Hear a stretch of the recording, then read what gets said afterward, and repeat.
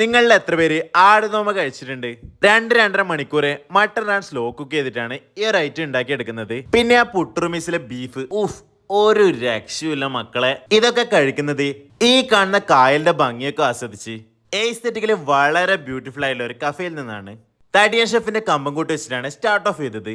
സ്റ്റാർട്ടറായിട്ട് order ചെയ്യാൻ പറ്റിയ നാടൻ സിസ്ലർ ആണ്. കാടമുട്ട, ചിക്കൻ ഫ്രൈ, കാട റോസ്റ്റ്, തവ പൈനാപ്പിൾ, ബീഫും കപ്പയൊക്കെ ഇൻക്ലൂഡഡ് ആയിട്ടുള്ള തനി നാടൻ സിസ്ലർ.